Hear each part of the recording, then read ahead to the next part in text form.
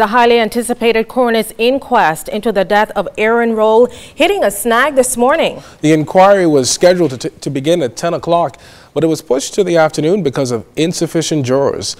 Jimmy DeSwain tells us that 3 witnesses took the stand today. Arresting Officer Reserve Corporal Kent Greenslade was the last of 3 witnesses to testify in the coroner's inquest Tuesday afternoon. 20-year-old Aaron Roll died at Southern Police Station on February 9th. He was reportedly picked up in good health from his Roscona home on February 6th. A pathologist report indicated that he died from a ruptured intestine and internal bleeding caused by blunt force trauma to the torso. Officer Roll told the court that on February 7th, he was on duty when he, along with 2 officers, received information about wanted suspect Aaron Roll that led them to a home at number 20 Roscona. He said he went to a westerly section of the home where he found Roll asleep in grass. Now, Greenslade said he awoke Roll and told him he was being arrested for escaping lawful custody. He said Roll got up slowly and appeared sluggish and painful. He said he had difficulty extending one of his hands when he wanted to handcuff him.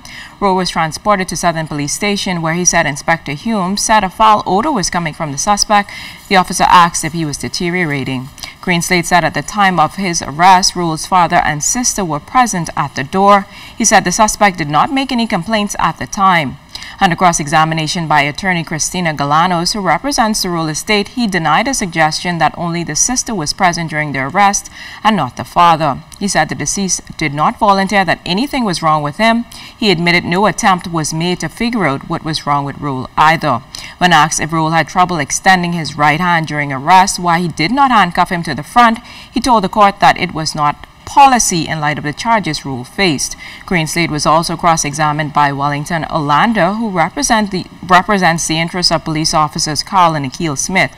He told the court that he had known Roll for about 4 years, and he says at the time of the arrest, the Aaron Roll he knew would have tried to elude police or been in a more sprightly state.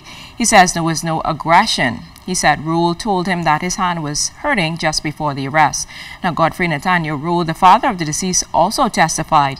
He told the court that at the time of his son's arrest, he was not living with him. The last time he saw him was October 2012.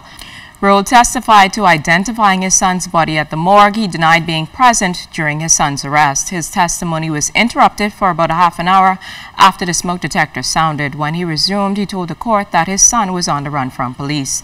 Testimony resumes at 2 p.m. tomorrow. Acting Coroner Janine Weish Gomez presides over the case. Marshalling the evidence is Ambrose Ambrister, assisted by Linnell Williams.